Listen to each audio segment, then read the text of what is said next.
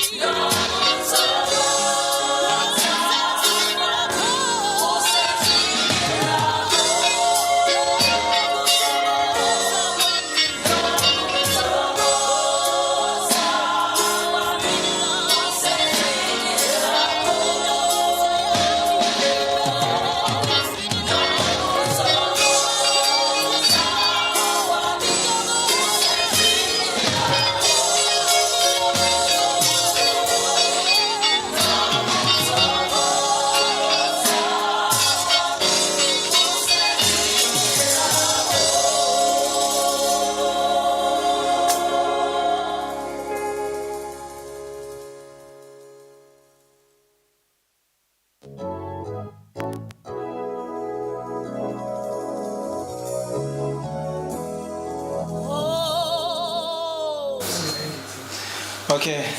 Sinibingelelo suku lanamhlanje niyazi ke iyona leyo Friday la sibonga khona inkosi sidumise nomdala wensuku ke. I'm sorry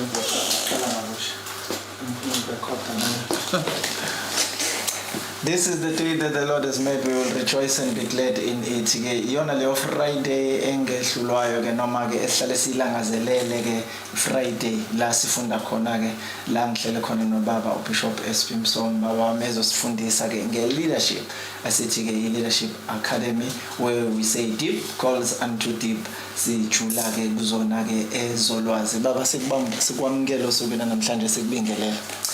Ngiyavuma ngithi amen. Amen. Shalom. Isonto liniphethe kanjani? Isiphethe kahle nemvula kodwa ke isishaya ebusuku imvula right. Besilanga liyashisa mina. Bese liyashisa. Na kunikezana ikhathi imizuzu ya siyabonga kakhulu. Sifundile ikhathini ezedlule namanje sisaqhubeka saphambili about leadership. Usiphatheleni usuku namhlanje? Namhlanje bengicela nje ukuthi ngithi ukushuba kancane. Okay. Ngithi ukushuba kancane. Shothi seyilungisele.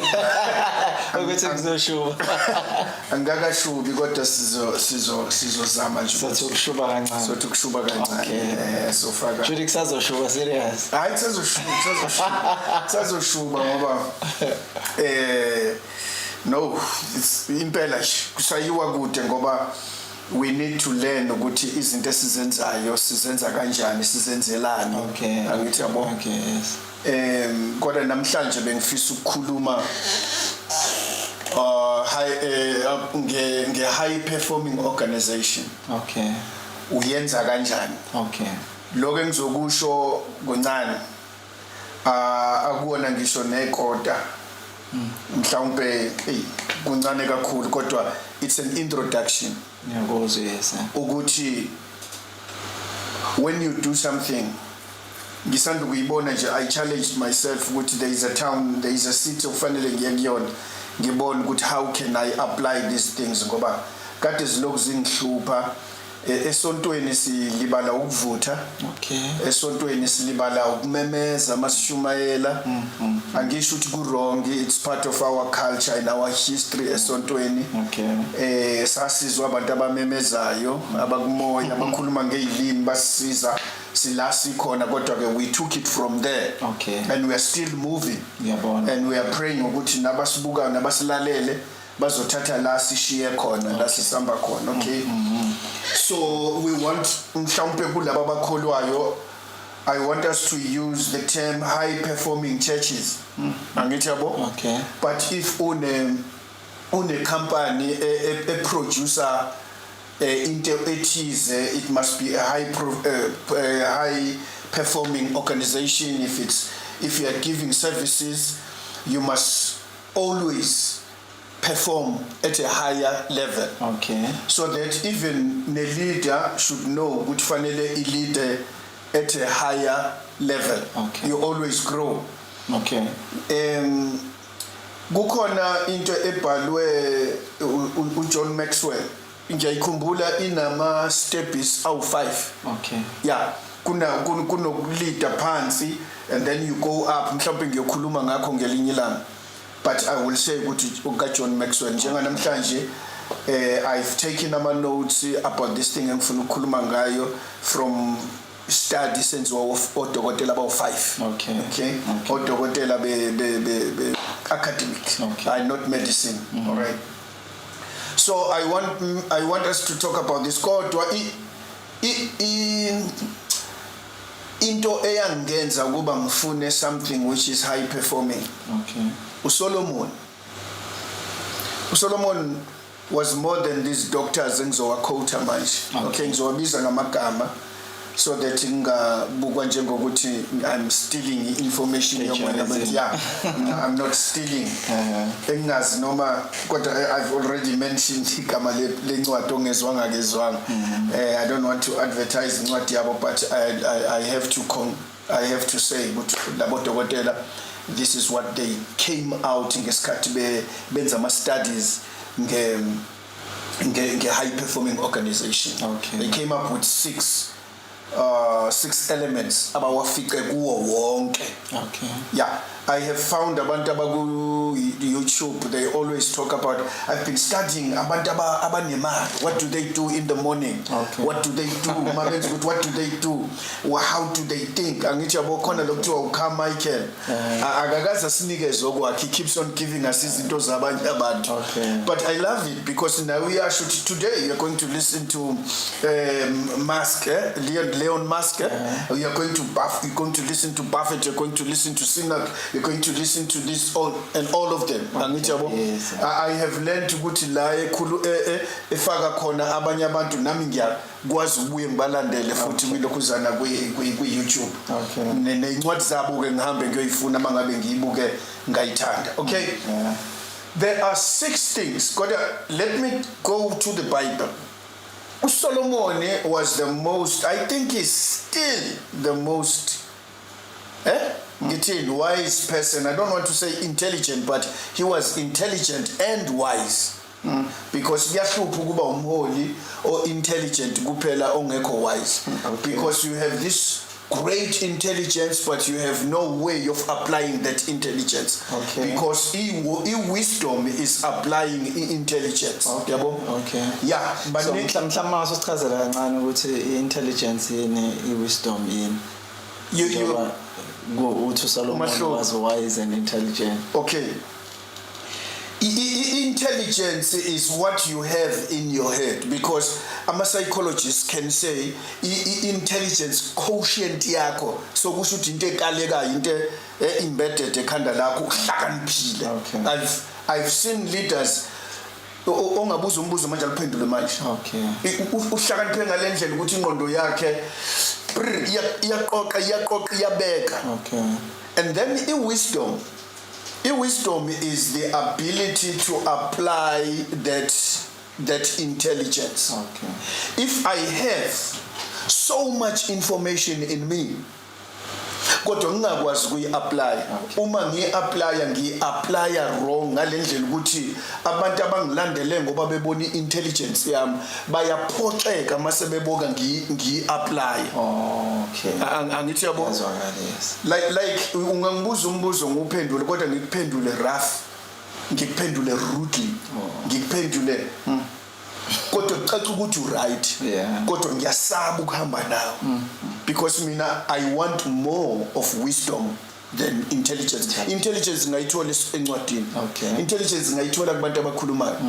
Kodwa wisdom ungayilalela kubantu ibe intelligence as you listen to it. Okay. Yeah, I think because as you listen to it, it becomes intelligence, but when you apply it, then it becomes wisdom. Okay. I didn't know how uphume kanjani. Uphume wisdom ayinge intelligence. Okay. Yeah. No, I hear you. Yeah.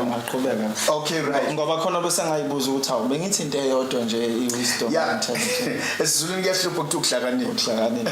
Ngithi ukuthi ukuhlakanipha. Yeah, kodwa kusafanele ngibheke ukuthi ngoba kukhona la kuthiwa khona knowledge ukwazi ukuhlakanipha. Yeah, intelligence ayifakiwe eBhayibhelini. I don't know why uNkulunkulu. It's because uyayithanda ngoba uyasinika. Okay. But rate that high ukuthi ayibeke eBhayibhelini ukuthi get intelligence. Okay. Okay. He says get wisdom, get knowledge, get understanding, get discernment. Okay. That's what he says. So agaza ibale. Okay. Yeah, mangabe kukhona okhumbulayo angasithinta asho ukuthi cha kuyatholakala endaweni ethize. Yeah, kodwa bengingakaze ngikubone makubaliwe kubalwe endaweni encane. So uSolomoni wenza iQueen of Sheba eyayimvakashela. Wayinikeziwe i-wisdom as-ede futhi nalokho. Wayinikeziwe i-wisdom. Intelligence ngiyacabanga ukuthi wahambe ebuka yonke indawo, wahlakanipha, wabuka, wayeseyi-applya lento. Udumo lwakhe le-wisdom laseligcwala izwe lonke. And then kwasuka uQueen of Sheba. Wayesethi ngicela ukuzosibonela. Amazwi awashoyo uQueen of Sheba uthi lento engizwile ngawe ayifiki kulento engiyibonile ngawe. Wow. So in other words indlela ochazwe ngayo bebethi bakuchaza ngendlela enkulu kabi kodwa mangifika mina kuphele ngisho ngicela ukusho ngesizulu kuphele ngisho naso zwaneni. Yeah, there is a way ayibeka ngayo yena because it's interpreted from Hebrew angithi yabo kodwa kuphele ngisho naso zwaneni. I think I can't even breathe. That's what she said. I can't even breathe ngendlela ohlakaniphe ngayo. And then around that ithi intombazane ngibuka abantu abahlezi nawe etafuleni ukuthi bahlaliswe kanjani. Ngibuka waiter ukuthi bamniswe kanjani. Ngibuka wena indlela ama staircases akho asuka endlini yakho eya etempelini. Everything is so smart, everything is so yakhiwe ngalendlela ukuthi angazi ukuthi ngayichaza ngithi. Okay. So ngayifisa lento ngiyayibuza ukuthi how can I do this? Ngibuka ama organization noma izinto esengiqalile ezinye ihlulekile endleleni. Maybe it's because I did not function at a higher level. Okay. Yeah, I did not make my organization a high performing. I only made my organization mhlawumbe ibe performing. Because you can perform, you can cook rice, you can cook upud, but somebody will cook rice elinenye ikhala. Ufake enye into. Omunye will cook rice elinama vegetables, omunye uzocook rice elinenyama. So in other words, sekukhona izinto abayifakile. Okay. Yabo? So I looked at I went back from ESP lokuzana IFAXA, Family and Community of South Africa. I checked that, ngeza ku Maypet, ngeza kuzo zonke izinto, then I realized no, I think I did not put it in my mind. Uhai. Okay, sure. Angichabo, angimfakanga uhai. We just wanted to perform. Okay. Uhai means ukuthi you always make yourself better. Okay? At its best. Yeah, at your best at that time. So your best must not be your best. Your best must be better tomorrow. Better than the best one namhlanje. Okay. So act namhlanje ngendlela obonayo ukuthi namhlanje this is what I know. Okay. Kodwa when they say you are the best, Sure. when I say to yourself the best is yet to come. Okay. Yeah. Always think and say the best is yet to come. I've listened to two people akade bekhuluma endaweni ngeyikhathi ehlukeneyo. Omunye said, no, they said the same thing, I'm sorry. Kodwa uthi, if somebody asks me, can you do this job? I never say I can't. Okay. I always say yes. Because in terms of yenza immediately, ngizothatha igama lalento athi ngizoyenza, ngihambe ngiyokwenza i-research. Ngiyobuya ngelanga athi angibuye ngalo sengikwazi ukuyenza. Uma ke lo muntu kade ebizwe wezwa kwi-interview because i-class lakhe lesikole ne-certificate sithi angeza kwi-interview, and then uyafika kukhona into engaphezulu kwakhe, so uyabuka ukuthi engaphezulu kwami lento, but I am here because nala ngikhona ngifike ngokuthi ezinye izinto bengingazazi ngazilungisa. So uthi ke I never say I can't do it. Okay. I always say I can. And then bese ngiyahamba ngiyokwenza research, and then I do that. Okay. That's the mentality endinayo. I don't think it's wisdom. It's enhancing my intelligence. Okay. It's enhancing my intelligence. Okay, let's start. Okay. If Solomon in the Bible can do it, so nathi we can actually go around. Ukhumbula ukuthi Solomon ufundiswe ubaba uDavid. Angithi yabo? Yes. uDavid wisdom yakhe nokuhlakanipha kwakhe ne-discernment yakhe ne-understanding yakhe is only seen kumahubo akhe. And nobody talks about David as a wise person. Okay. Because izinto zakhe sithatha ukuthi iculi. Sometimes you listen to a song like Fearless Souls, ku YouTube. You listen, bafaka amaculo afuna ubalalele, okay? Sengiyangiza ngempela, okay? The high performing organization is a model, engizoyisho it's got 6 elements. Okay. Abawathola emakhampanini abenza kuyona ama-research, okay? Dr. Keru, Dr. Kandarin, Dr. Paris Keru, I think Paris Keru must have been wife Keru lo, okay, ngoba ufaka ibongezo too.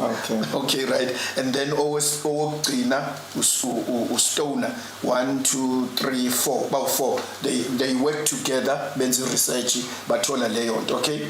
Then they came up with these 6 elements abawathola ukuthi every high performing organization inalezi zinto eziwu-6. Okay. Basebenza i-acronym bathi scores okwenza ukuthi kube lula ke ukufunda, okay? Scores lo bhala as a score. I-score bese ufaka u-S ekugcineni. Okay. All right, SCORES, okay?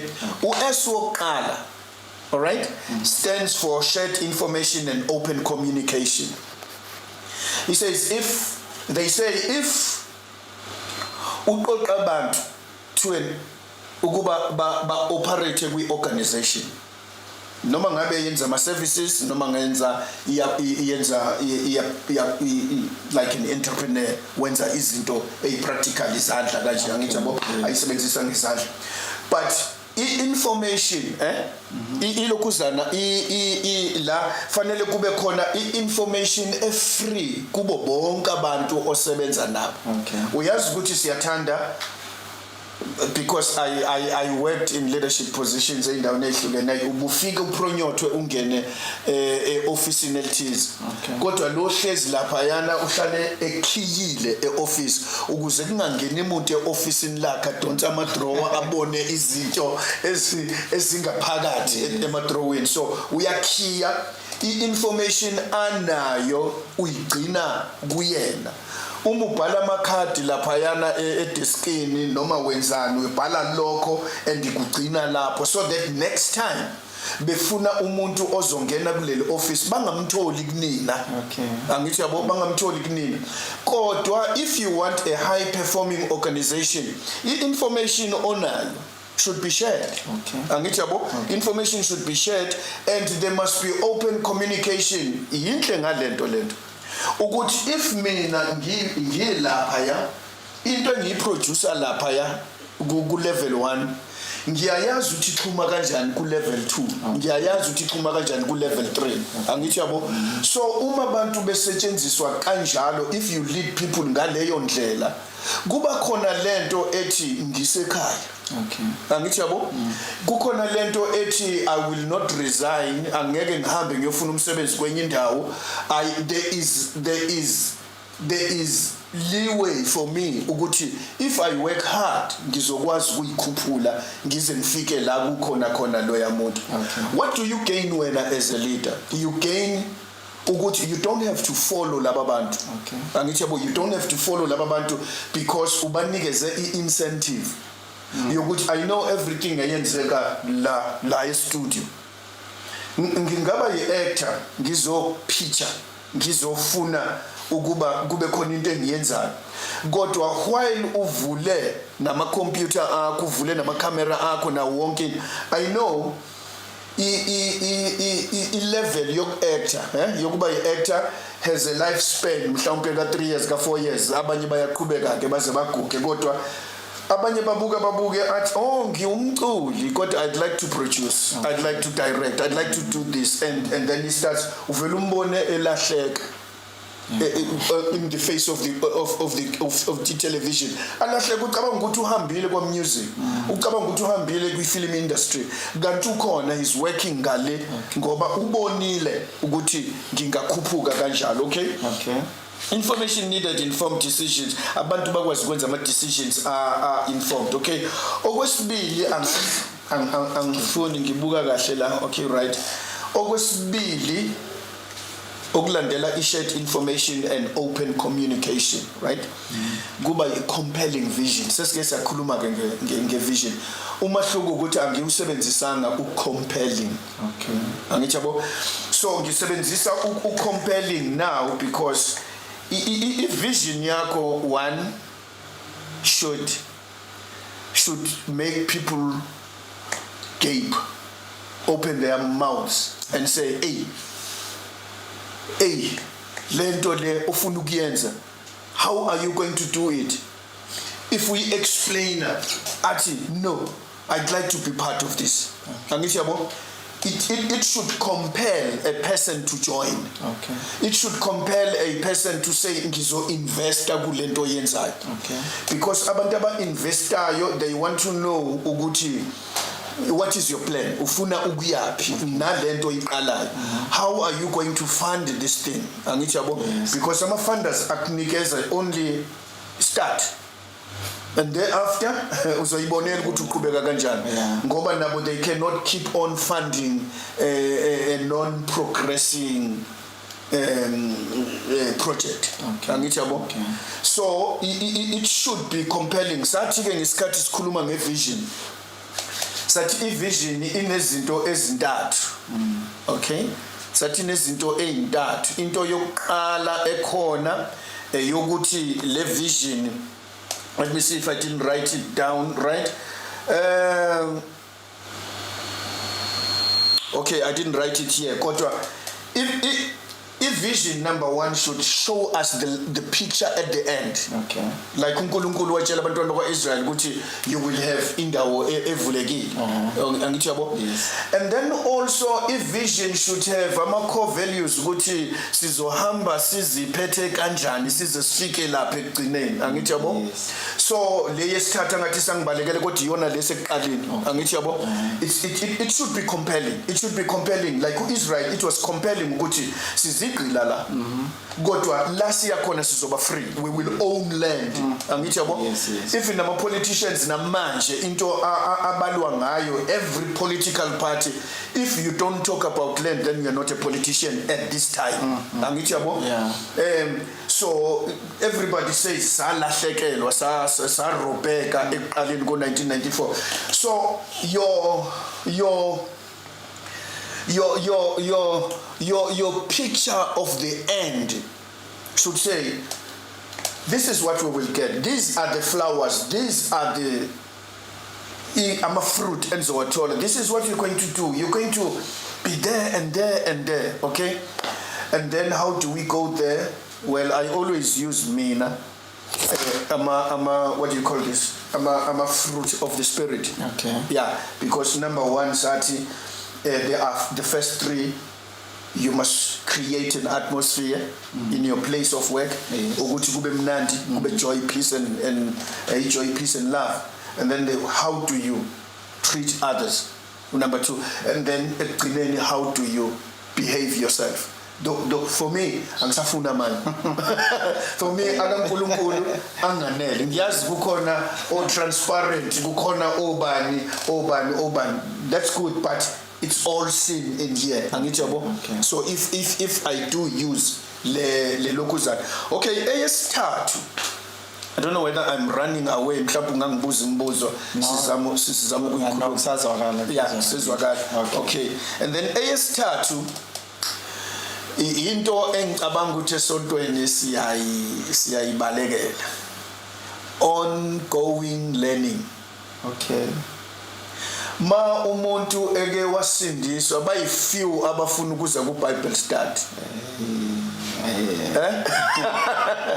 Ma evele nje wamukela umoya ongcwele wekwenzeka yonke into wabeka izandla abantu basinda wahlabelela kwamnandi leyo nto yenzeka in a worship service kodwa for you to be able to take the Bible and apply it outside you've got to have this tendency of an ongoing learning. You must fanele ufunde ukuthi lokhu ngingakufaka like ngabuka uSolomon ngendlela abeke ngayo inhliziyo yami yathi hey Nkosi yami how can I do this ngoba into emhlambe esibulalayo ukuthi uSolomon ukunikwe uNkulunkulu. Okay. Angithi yabo? Okay. So uSolomon is able to do these things. Okay. uJesu was able to walk on the water because uNkulunkulu. Izinto eziningi esicasha ngazo and yet we fail nge-ongoing learning. Ukuthi what does it mean ukuthi uNkulunkulu unikeze uSolomon? It means nami nginganikeza. Kodwa if uNkulunkulu ekunikezile wisdom, if you don't apply it, i-useless ihlezi kuwena. So ngamanye amazwi uthi uNkulunkulu build according to the pattern oyibonile ivela ezulwini. uNkulunkulu is not going to build, it's going to show you ukuthi njani. So now you must go on and say okay right fanele ngiyenze kanje. You will make mistakes endleleni. Okay, that's one thing as abantu abafundisayo sebengenze ngayemukela. I don't feel bad if I fail. Okay. Yeah. So it's a part of growing. It's a part of growing. Okay. Because if ingane ihamba iyawa kodwa isuku iwe isuku. When I started learning ukubhukuda ngangibhukuda kulesi part lencane amazagcina khona ngizama ukubhukuda khona kodwa namhlanje I go to the deepest part. Okay. So also try. Sengijwayele sengifundile sengiyazi ukuthi wenze njani, how do you lokhuza umzimba wakho. So there must be this ongoing learning. If you so lokho when you are learning and you are willing to learn lokho kwenza ukuthi nawe ukhule and ube better kuleyo nto ngoba besho ngesisho sesilungu ukuthi practice makes perfect. Yes. If you learn kunalento ethi angazi ngokwanele. Okay. All right. We had a prophet ngesonto othe uNkulunkulu uthi nina ninezinto eziningi ezigcwele ngaphakathi kunini. So I don't have enough space now ukuthi nginifakele izinto ezintsha. Sure. You see, leyo nto I've been thinking about it from Sunday kuze kube namhlanje. Angithi I remember I was praying in the morning. I really said, Lord, ngiyabonga ngaleli yalizwi. Because I remember you also. I'm sorry to use you as an example. You said you wanted to die empty. Yeah, you said you wanted to die empty. So in other words, a person who wants to grow, la ekhona akasho ukuthi sengifikile. You never arrive if you want to grow. Okay. Way back ngama 80s kwakungcwatshwa omunye umzalwane kwacelwa isonto lomunye umfundisi base bethi ngoba umfundisi abajwayelene naye abefundisi bama bamnikeza ithuba lokuthi akhulume. Okay. Into ayisho way back in the 80s, he said angimthanda umzalwane one ceiling board. Okay. Empilweni yakhe ngoba i-ceiling board iyakuphoqa ukuthi ukhulu ufike ku ceiling board ume. Fanele nje ungabi nalo uphahla, fanele uvele nje uvule unyuke uhambe uye phezulu. Okay. So ongoing learning is telling yourself this is not enough. Okay. Yeah, this is not enough. Mangabe into yiza ngingasho ngathi enough is enough. When it comes to learning, enough is never enough. Never. Yeah, there is a better enough tomorrow. There is a room for improvement. There is a room for improvement. Yes.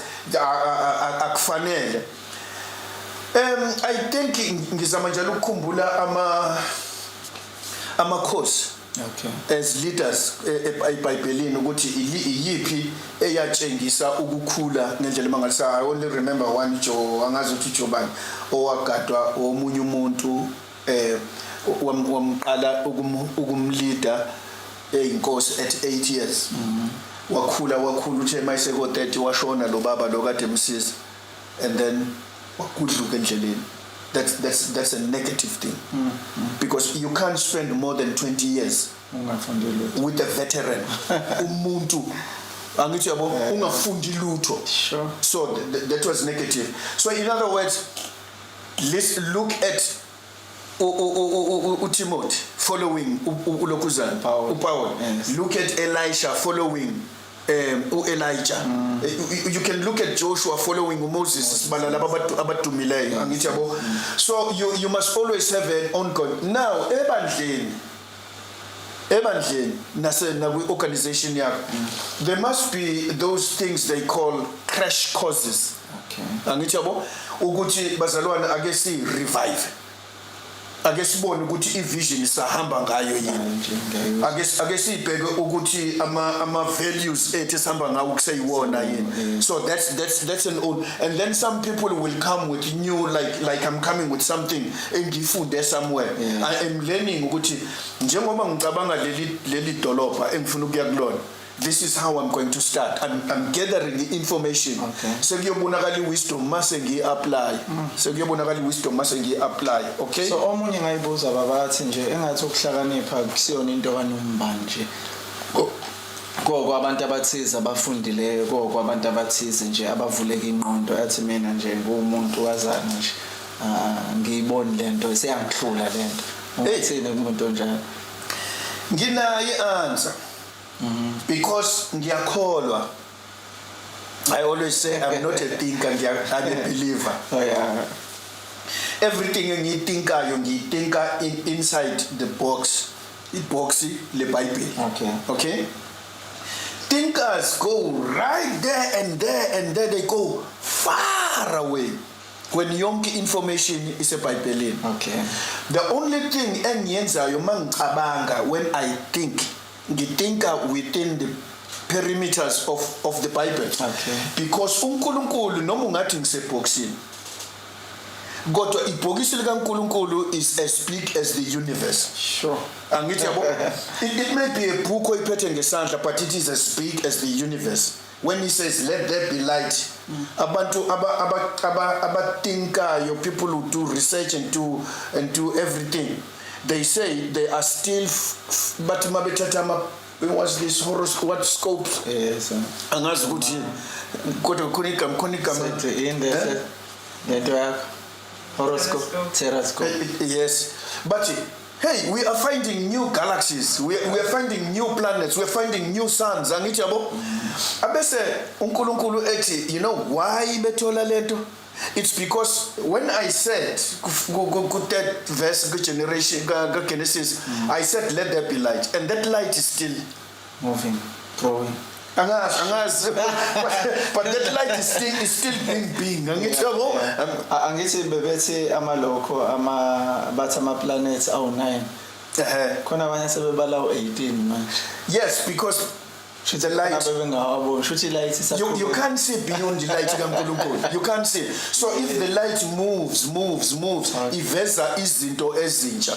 That is why ngelo nikholwe ngangilona 10 years ago. Yeah. Angithi yabo? Yes. Ngingasho ngithi sengade 30 years kwasha kwaqhima ngqede 40 years. Kodwa I was not the Christian engiyona manje, because even the light empilweni yami keeps moving, iveza izinto ezintsha. So kushuthi ngamanye amazwi, if you have an ongoing learning, le learning iveza light na ubona light la kade komnyama khona eyintweni ebesingakazi siyibone ziyabonakala ngoba uhambe njengoMoses waya la ngakazi ulusele khona kwakhona izinto ohlangana nazo. Yes, ngicabanga ukuthi ngikuzwa kahle. When you see something uyayibona, right? Yes. It's a revelation. It has been there kodwa ibimbozekile ngoba light bingakafiki yakho. Angithi yabo? So then uyayibuka, and then bese ngesikhathi uyibuka uyayifunda. Okay. Ungafundi njengo Eva but. Okay. Ungafundi into negative. uEva wafunda ukuthi yabo ikwenza ujabule uyibuke ibe yinhle iyafanele ukudliwa ifanele.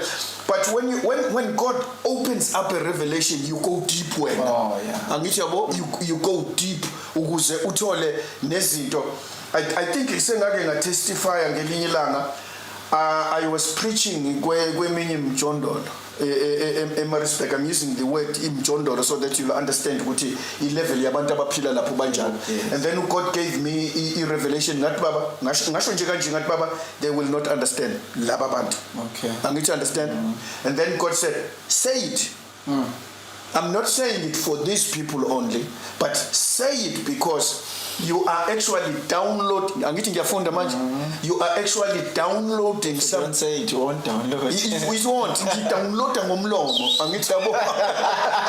Ngidownloada ngomlomo. So if I say it like uNkulunkulu ethe let there be light, nami mangiyisho lento izokwehla. Ngesikhathi ngiyisho engqondweni, I must admit, I said laba bantu bazongibuka njengomuntu ocabanga ukuthi uhlakaniphe kakhulu. Angithi yabo? Okay.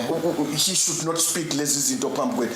And then suddenly ngase ngibona amagama, ama-letters, not amagama, ama-letters like I see JESU kwehla kushayeka phansi emhlabeni. And then he said, I'm learning, I'm preaching. Angithi yabo? What's preaching? Yeah. And then he says, abazalwana abathandazayo everywhere uzobezwe sebeqala bekhuleka ngalezi zinto, uzobezwe sebeqala bekhuluma ngalezi zinto, because abazalwane nabo abanama antenna. Angithi yabo ngesikhathi enye man of God, let's use that word, enye man of God ixhume ezulwini athi uNkulunkulu i-download, akayi-downloadeli yena, uyi-downloadela sonke esizothi sikhuleka sibambisise eduze kithina. Sure. Angithi yabo sibambisise eduze kithina. So everybody who is a leader, if God gives you something, or if kuba khona into sengenzela nalabo ngakhona, ngoba uNkulunkulu wembula kubo bonke, uCyrus wami embulela naye. Angithi yabo uyakwembulela for the sake of the people, not for your sake. Angithi yabo. And then you must do it, you must say it. Angithi yabo just do it, and then abanye abantu bazosizakala. Okay. Yeah. Sure. Yeah, so into ejulile le ukuthi ngamanye amazwi even nalabo ababukela le program yethu, so njoba bevulile bayithola le revelation, bayithola. So abangavulile bayithola le revelation, kodwa ikhona yona, ikhona bayifuna bazoyithola. Mawuya kokhuleka angazi noma kwenzeka kumina mangikhuleka kunezinto kodwa okay right ngizobuye ngikusho lokho kunezinto eziqhamuka even noma ngikhuluma ngezilimi kuna ma pictures angitshela ukuthi ngithini angithi yabo kuna ma pictures angitshela kunencwadi engake ngayifunda way back right yayithanda uma ithi ngambamba lo mzalwane ukuthi untshontshe eBhayibhelini lento ithi lencwadi igama layo ithi oh my god ithi think and become rich or something like that right uthi the universe gives you ideas. There are positive vibes, there are negative vibes. So if you I said no one he says universe. It's God to give us all these things. Usabukushu ukuthi untshontshe. Angithi yabo noma khona target market ayifuna kodwa untshontshe ngoba efuna le target market asisho. They steal our stuff. Yebo. That's true. They steal our stuff bese bekhipha uJesu. Bese bekhipha you see if you book ifilimu okuthiwa iOvercomer kukhona la ugogo athena in the name of Jesus put that knife down. Isigebengu sabaleka.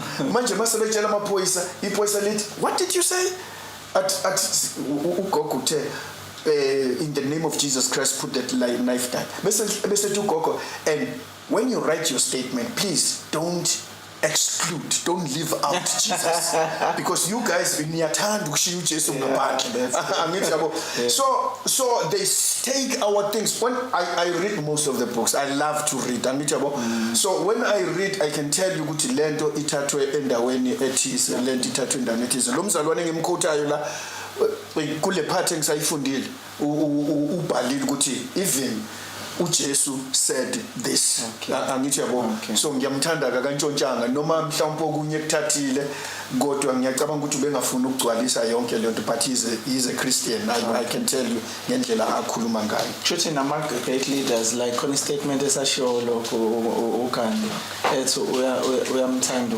uKristu kodwa ama Christian akawathandi ngendlela athanda ngayo uKristu because uKristu imfundiso zakhe nezenzo zakhe he showed that he was a leader but ama Christian akhombisa like ama hypocrite into neningi should I say wayiqinisile bazongishaba silwana but we don't measure up to what uMahatma Gandhi aphila ngayo he may not have given his life to Jesus angazi noma wayehindu noma wayehindu right but he said every month I must read chapter 5 ka Matthew, chapter 6 ka Matthew, chapter 7 ka Matthew. Sure. So in other words, impilo le ye Sermon of the Mount every month wayeyiphila eyiphinda phinda. Angithi yabo? So that's an ongoing learning. Yes. So entweni kushuthi khona irevelation ayithola each and every time. Each and every time. Also into ebalulekile if you are going to operate at a higher level. Don't lose i-level osukuyona. Sure. Angithi yabo? Okay. Push ukuya phezulu kodwa ungavumi ukuyana ezansi. Okay. Into ezokwenza ukuthi igcine la i-ongoing learning. Angithi yabo?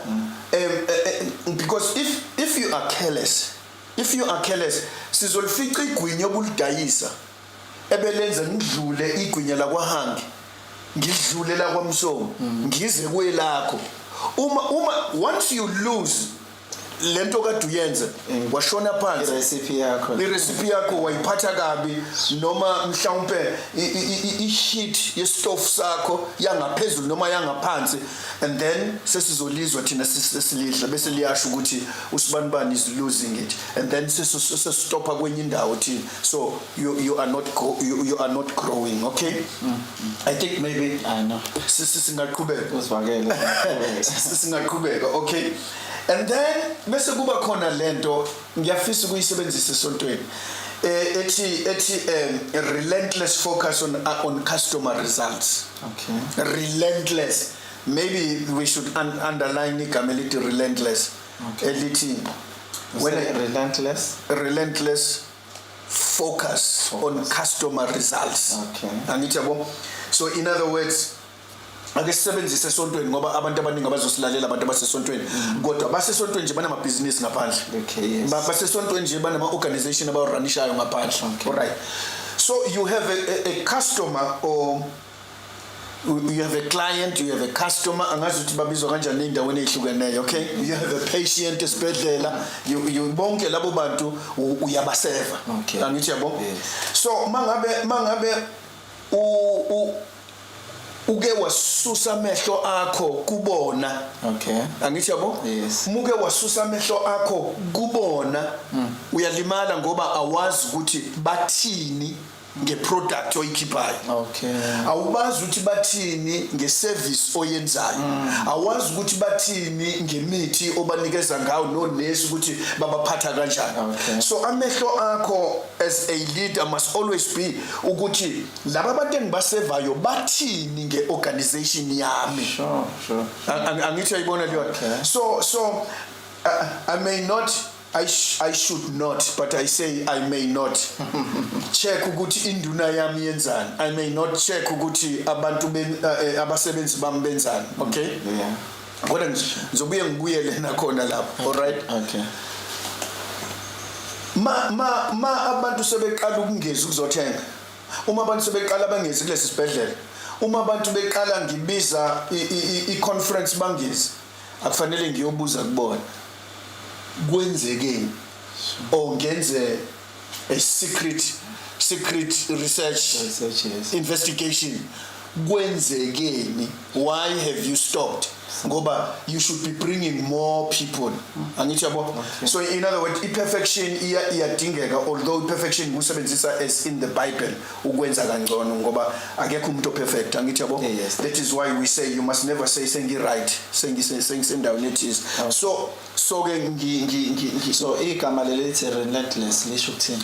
relentless usho ukuthi I'll never let it go. Okay. I'll never stop. Okay. I'm not going to ignore it. Okay. I'm going to do it. Angithi yabo? Ngizobalandela ngoba ibona abazoceba laba bantu engisebenza nabo la ngaphakathi ukuthi benza ngendlela yini. Okay. Yeah. Ngiyazi ukuthi esontweni kubuye kube nenkinga sibuye sisube nezingxakana ezithizathizeni kodwa I think because I am angikho at the best of my, one day I will find out ukuthi abazalwane bane mistake kuphi. Angithi yabo? Okay. Yeah, bane mistake kuphi. Ukuze njalo kancane you teach a person and then suddenly he's gone.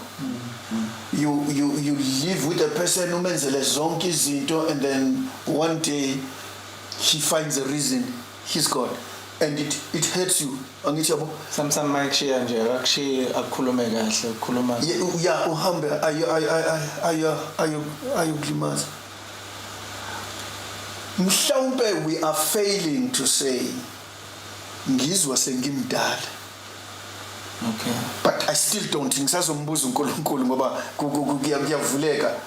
Why kwa-Israel for over 5,000 years akekho waphuma 10 tribes ezalahleka zawa nje zawiswa uJeroboam bawa hayi ukuthi bayoqala something kaNkulunkulu eceleni angithi ayibone leyo.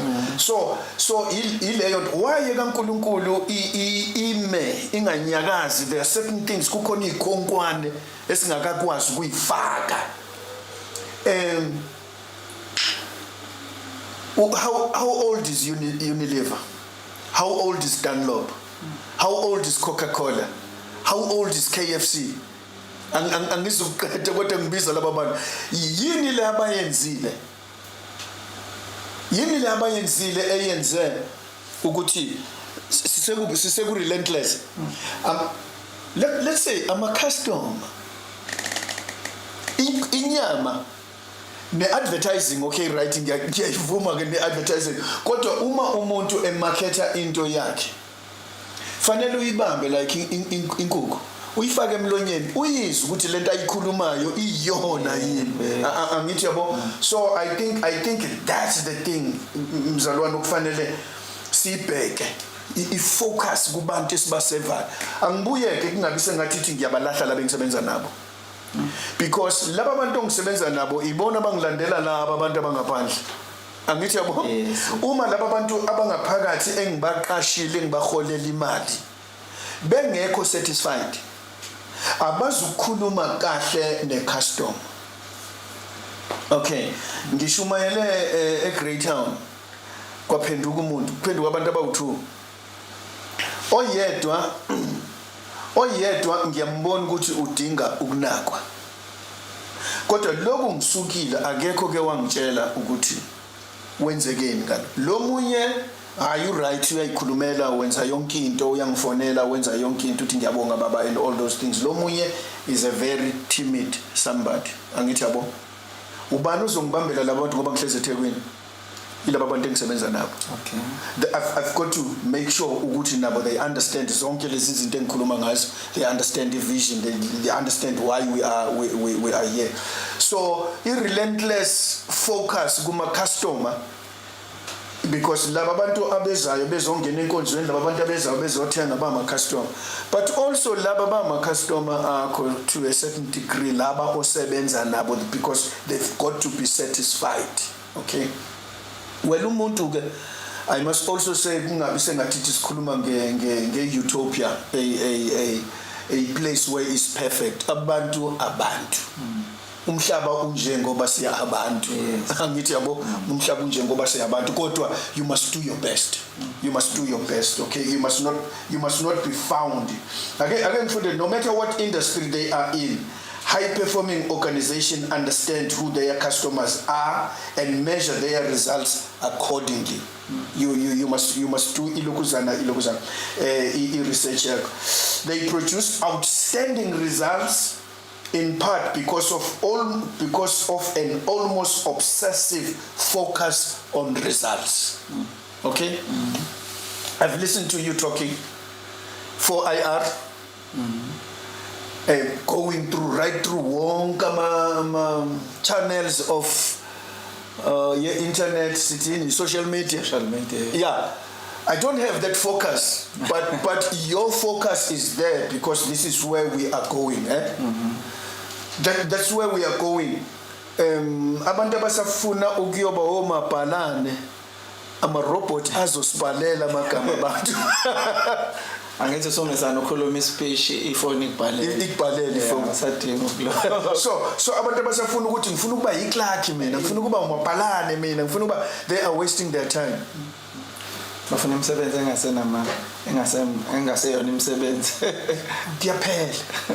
Ngale China, ngale Japan, ngale America, ngale Germany bakhulumisa insimbi. Bakhulumisa insimbi izona ezenza umsebenzi. Ngathi khona umunye usene udla ilokho i-computer noma ilo ikwazi ukudlalela as i-band amaculo nje mesana uciphize wena upress nje ikudlalela. So I think that's the thing. However, what is unique is the way in which they focus on those results from the customer's viewpoint. Okay. I love it ukuthi uma ufuna ukukhula, remember you are selling a service or a product kubantu, as long labo bantu besayithanda, because somebody else is going to come and give them a better one. Ngicabanga noma right ukuthi namba abantu bafuna ukuprofeta la, bafuna ubatshela ama ideas abo, ubatshela indaba zabo, so the more ubatshela the more beza in numbers, so ama customer and they give money, they give everything. That's what they want. You are giving them what they want. You are giving them what and they want. Otherwise, if you are not giving it to them, they'll go. They'll go and find someone. They'll go. That is why God gives us his intention. I can't take what you are doing. Yeah. But I will find myself when I'm at conferences is fake. I am inundated ngama conferences because I have been given ngizonika laba bantu asebethi sesaphila sesaprofetwa sesiya applya into esifundile, so sesidinga ukuba sibe in the company. Akekho put omunye ama customer because you have your own customers. Even nalawa ezengo befuna ukuprofetwa, even nalawa afuna ukuzobeka izandla azohamba wena ozowakhulisa azafike la ethi khona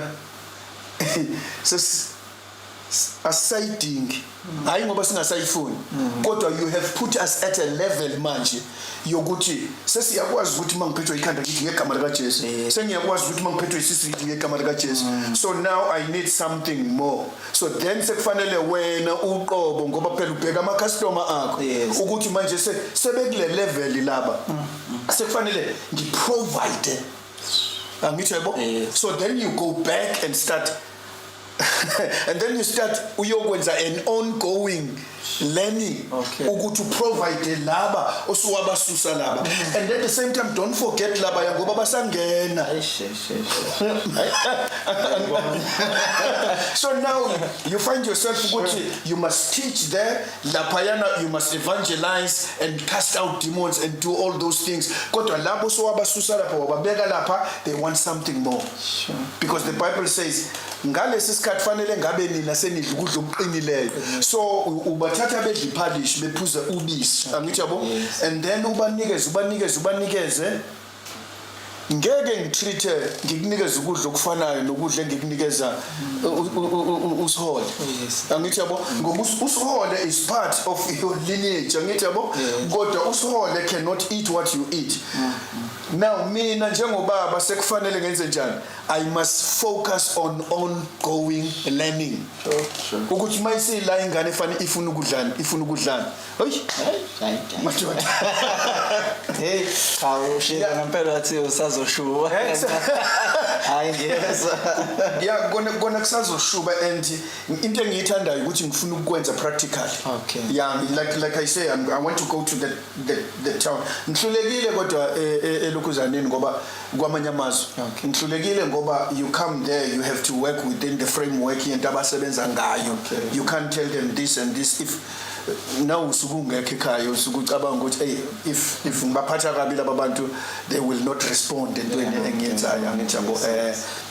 sure okay yeah relentless focus on kulokuthi angibuyele emuva kancane relentless focus and energy sing lokuzelo ongoing the compelling vision oh my god ngathi ngabuye ngiphinde ngicine ku relentless focus and then bese kuba khona into ekuthiwa energizing structures energizing systems bakhona abantu abafuna ukungena esontweni bahlale kanje bakulalela ushumayela uqede bese uphuma uyahamba angithi yabo bese bephuma bayahamba kodwa khona izithi uyenze kanjani umfundi silento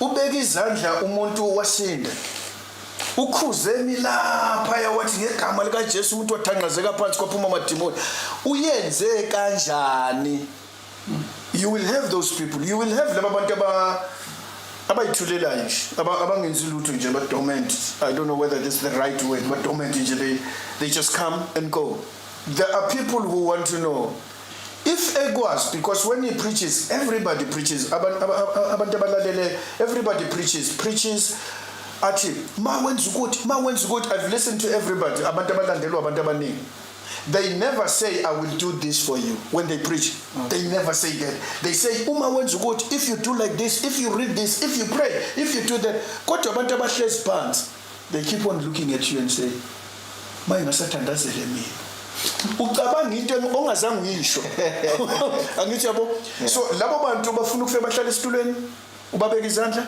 baphume bahamba kodwa khona bathi mfundisi can't we have ama cell groups la sizo applya lento iapply kuthina sibone ukuthi iyasebenza yini ngaphandle angithi yabo so there must be those energizing structures there must be those energizing systems abanye bangena esontweni bafuna ukuhlabelela base bakubange lapha yana pulpit not a pulpit it's a stage ngoba pulpit babange ukucula ubafika ukuthi bafuna something that is going to energize them bafile as if by party njengoba kade sisho nasemsebenzini khona abantu abafisa ukwazi ukuthi ngoba ngiproduce lento ichuma kanjani ku level ku line 2 ichuma kanjani ku line 3 kufanele kube nama systems abavulela lezo zinto ukuthi bakwazi ukuqhubeka bayokuthanda ke labo bantu bayokulandela labo bantu bayokwazi ukuthi we can trust this man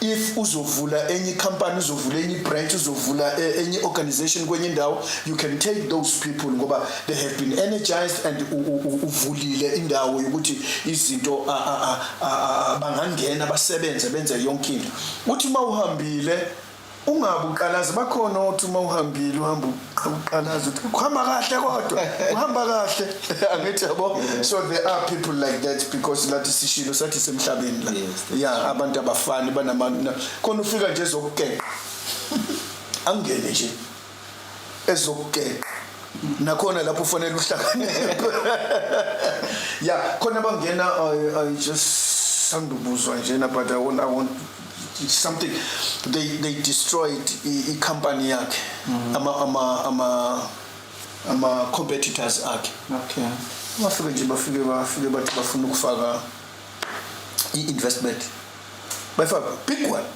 bayifaka basikode basebethi sicela usifake usibanibani ngoba nathi sifake imali manje sicela usifake kanti loyo muntu ulethelwe uyishaya iqedwe uyishaya wayiqeda ayikho namhlanje so while you open up energizing structures and systems fanele ube wise fanele uhlakaniphe njengenyoka kodwa ube mnene njengenjuba angithi yabo so kuzo zonke izinto esishoyo you must always remember there is the devil yeah ngengibuka uNkulunkulu eshiya umuntu yedwa ensimini wayazi uNkulunkulu uzoqhamuka inyoka just to check ukuthi how uhlakaniphe kangakanani noma alert kanjani yeah okay siqhubeke siye phambili yes yebo Nkosi nansi ke enye elikhunyana right ilula kodwa the most important thing engifisa ukuthi before ngisho lento you must always be aware umuntu ongena esangweni ezojoyina loyo muntu kufanele asafe yabona into okuthiwa security check ulungile ngena vele thina befundisi sithanda inamba eziningi angithi yabo kodwa once waqala wasondela towards ama leadership positions sekufanele wenze a thorough security check uphuma phi uhambe kanjani la isuka khona useke waboshwa yini useke wenza izinto ezithizeni ngoba you've got to be sure omunye angeza zokulimaza kwi leadership omunye angeza zokulimaza phansi lapha yana kwipew kuma pews afike nje afaka poison so yonke le nto fanele ube nayo ngoba ngiza kule point leli engithi ama decisions enziwayo okay right we must share power and high involvement. That's why ngiqale ngokuthi there must be a thorough security check ngoba you can do it thorough security check right ungayiyeka babe baningi abantu kodwa there will come a time la bezoyibhidliza khona okay ngoba lo muntu uzwa kamuva sekuthiwa how lo muntu ube sebenza kule yankambani wayibulala wantshontsha imali wenze nje lo muntu ube sebenza nale organization ubona esekwenze la ekhaya angithi yabo kodwa at the same time ngithi if ufanele ukuba abantu babe part of decision making ngokuhlakanipha okay all right.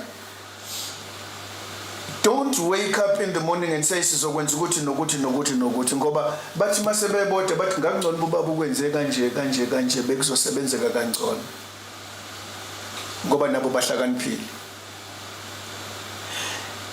Why ngiqale nge-security check is that when you allow people ukuba babe ingxenye ye decision making okay ngibe nenhlanhla ke mina emsebenzini bengiba nabantu lababizwa ngokuthi general assistant okay bese ngiba nabantu abama clerk nakwezinye indawo baba yilokhu nalokhu mina I would have an idea ngisekhaya bese ngithi ngibiza abo supervisor ngibize abantu abasebenza bephethe ama departments bese ngiyababiza bese ngithi bafowethu ngicabanga ukuthi kodwa ngikwazi ukuthi i-effect yakho kuzoba njani lapha ezansi ngisacela nehle nayo le idea singakaphumi neanswer ngicela nehle nayo yonke idea nize nifike phansi bese niyabuya ngokuzayo ningitshela ukuthi i-feeling yalabo bantu ithini hayi ukuthi ngizobiza bonke abantu babese office and then I would go to abaphathi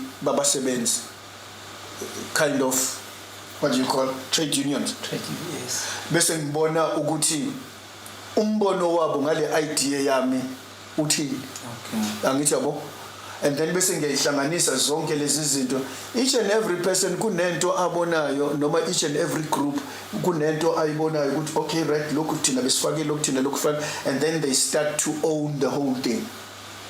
Okay, then they start to own the whole thing.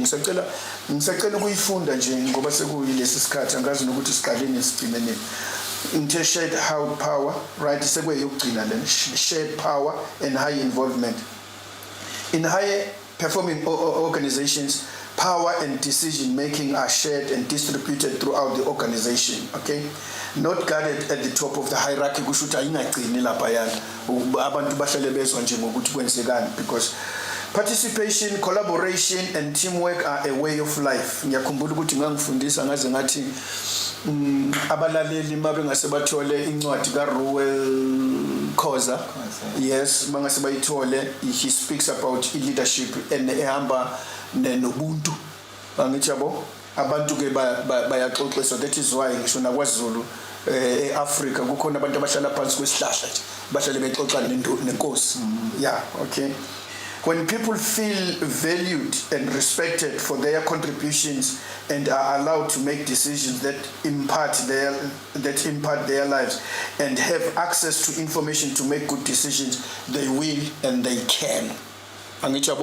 So if they are given a chance to say, why singayenzi kanje izophuma nokudi, don't say, hey, we've been doing it like this from 1949. Kuze kube namhlanje. Okay. Kuye kuthiwe ko coach bebhola adlalisela abadlali bawina, adlalisela abadlali bawine ngokuzayo atry abanye ahlule. Then they ask him, why repair a car when it's okay? Uyishitshelana ngoba ibiwina. Okay. But if you win ngendlela eyodwa, you've got to be able to take chances sometimes and see if it works or it doesn't work. Ngoba thina siyabalandeli nje bebhola. Ihambi team zibe started. Angithi yabo? Yeah, siyabonga bengasaphuma usibani. Lo angena ngo19 kuze kubhala ukuthi he's been playing for this team for the last 10 years. Sengaba nawo coach. Angeke zabe coach lo wazi into yana. Asibuke umdlali uRonaldo uRonaldo takes chances. He played in England. He played in Madrid, in Spain. He played in Italy. He's come back to England, right? He is challenging himself. If you don't challenge yourself to do more, to do better, there'll never be. Ngeke uqhubeke uye phambili. Abanye bahleze clubini eyodwa. Size sibakhohle, size sibajwayele nages labo, size sijwayele. Number 1 ngoba bonke laba bantu uyabadlula. Why don't you try laba ya? Thank you very much. That is why we contract about 3 to 5 years. Ngiyabonga kakhulu. I don't know whether kuzwakele or no kuzwakele kakhulu baba plan about scores. Mawashaya nje highlight yokugcina then bese siyavala. Eyokugcina ku scores. Yes, no try highlight yazo nje information compelling. Yes. Let me just kuze ngingakhohlwa ngishiye ezinye izinto, okay?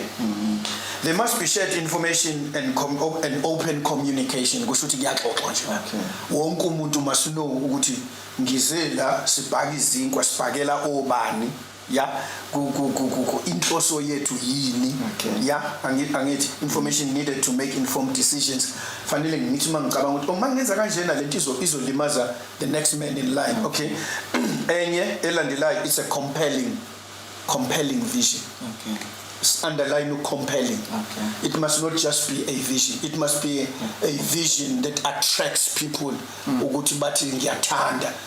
It must be compelling because we're not a vision now where we are articulate uyayixoxa uyabenza abantu ukuthi bayithande. It must be compelling because you can see at the end ngizoba yini mina mangihamba nale vision. It must be compelling ukuthi ngihamba ngamapha ama values ngize ngifike khona ngithi yabo yeah okay. That's number 2. Number 3, ongoing learning. I must learn. Njoba ngisuka manje la ngiyofunda ukuthi on Monday ngeholiday I've got this group of pastors that are going to be there. Ngiyofunda because I must keep on. Angibazi ukuthi ngizofika bangibuza imibuzo ethini. Fanele ngibe on my wits. Kusho kanjalo I must be on my wits ukuthi any question I must be ready ukuthi ngiyiphendule. Angibazi ukuthi bazobuzani kodwa I must have confidence ukuthi I did my work. I did my work. Okay. So ongoing learning, prepare yourself. Even if you know you're a preacher, une grace, une anointing, kodwa ngelinye ilanga fanele ucele uNkulunkulu ukuthi with the anointing ngicela ukushumayela into abazoyizwa bayi understand bayi apply. So you must always try yourself uye phambili. All right. Enye relentless focus on customer results ukuthi ama customer athini nge product yami, ama customer athini, because at the end of le lokuzana le seminar engiyoyenza on Monday I need to know nabo balalele manje bakhokha imali yabo ngithi ayibona so balindile manje so mina I must hear from them ukuthi elandelayo bafuna ba expectani yini into abangayithanda. If bengijaja if bengisola if bethi khona la ngenzanga kahle khona it's okay, because if they don't tell me ukuthi angenzanga kahle la then I'm not going to be able to rectify mistake engiyenzile. So I must be able to say okay right sengiqedile Q&A now babuze bese ngithi okay right feedback, tell me what you think about me. And ngiyabazi they can lash out. Yeah, they can lash out, but you must prepare yourself for the lashing out. Okay. Angisho labo bantu ngisho bonke abantu. Relentless on lokuzana. And then energizing systems. Can I just read this? The systems, structures, processes, and practices in high-performing organizations are aligned to support the organization's vision, strategic direction, and goals. People must know that I have a strategy. It's not just making noise. Yeah, I have there is a vision of an institute. Direction here to it in. Okay. This makes it easier for people to get their jobs done. They know with strategies. Energizing systems and structures provide the platform for rapid response to obstacles and opportunities. If we gonna any king, because siyazi angithabo, and then ngizokwazi ukuthi bazokwazi ukusheshe bayilungise noma ngikwazi ukusheshe ngiyilungise ingaze ibe inkinga. Okay, right? The bottom line test of whether the systems and structures are energizing is to look at whether they help people accomplish their jobs more easily or make them more difficult. So if you do energizing things, does it make it difficult or it makes it easier? Okay, yeah. And then shared power, shared power and high involvement. High involvement does kulumanga. It means abantu they must be involved. Noma bengezukufika e-office le CEO. Kodwa izwi lakhe fanele lihambe lize lifike kwi-CEO. Yebo ngishilo ngathi kuthi mase kuphuma i-end product yaleyo decision. Each and every department is good. Okay, nakhe ukuthinta thina nakho kukhona ukuthathile ukuhlanganisile, and then because we are a strategic operator, you are a strategic leader, you decide on strategies, and then ukuhlanganise ukuxube bese ukubeka phambi kwabo. high involvement, high performance. High performance. If you can find people about prepared to funda, just take those 12. Okay. Like Jesus, just take those 12 and sit down and say, okay, we are not going to sing. Just sit down. Ungakucabanga ukuthi uzokushaya indlini ziyeke siyafunda manje. We are going for 1 hour, sizoqeda lento at the end. Masiphela u 10 minutes, you guys are going to ask me questions. Ngoke wathola labo bantu. The rest buka kuJesu lithi iBhayibheli wanele wabona isixuku wakhuphukela entabeni abafundi bakhe bamlandela. So there are 3 levels. There is a leader. There are those people who are serious about umsebenzi ozokwenziwa, and then there are those people abathi imali uyaphetha ukhoza yiki Orlando Pirates injena angithi yabo, they never do anything, they just follow. Okay. Yeah, I hope abazalwane bayezwa ukuthi kuzwakele kakhulu. Bakuthola phi ku social media anyway? Bayangithola ku social media, ngitholakala kwi-page nama-page ama-2 awu-3 actually. Lelinye ngiyathandaza nje kulona vele u-Divine Heights Movement, kodwa u-SPM womabili u-SPM. The first one u-SPM Leadership Academy, elesibili u-Leadership Marriages. Okay, did I say Leadership Marriages? SPM Marriages. SPM Marriages, because ngisho nje, if you neglect umshado wakho, your leadership izolimala, because you must first lead your family qala. Ngiyacabanga ke nako lokhuzana, kodwa ayikho into engisayenzile. Ngisenze only 1 clip ku Instagram. Okay. Ngisenze 1 clip, kodwa ngibonile bethu kungilandelandela bangilalela ngisazophinda ke ngizokwenza just kind of motivation. I'm using just 1 word and explain that word, like bengikhuluma leyo qala bengikhuluma ngothando. I just spoke on love. I'm thinking of talking or ngejoy mase ngithola ithuba futhi mangiqeda le weekend, and then ngikhulume ngepeace, ngilandele lama core values explain, because it helps people. Somebody wrote and said, hey, this is what I needed to hear today. Yeah, that's good. Yeah, no. Siyabonga kakhulu baba, thank you for your time. Siyabonga kakhulu sokuna namhlanje, ngikhulu ukuthi nawe mangele njengoba nami ngimangele, ufundile njengoba nami ngifundile, encourageekile njengoba nami encourageekile. Na next week sisekhona bakithi sisafunda kuyona i-Leadership Academy. You will never be the same again after this. May God bless you. See you next Friday. Bye. Thank you.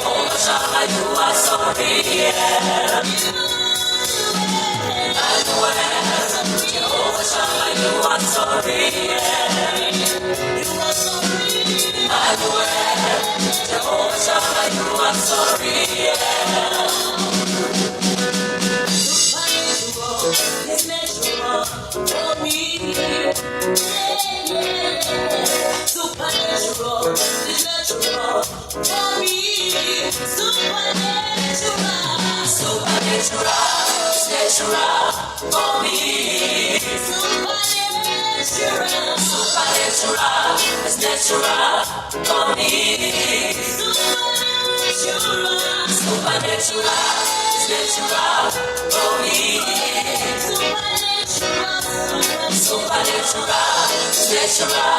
for me.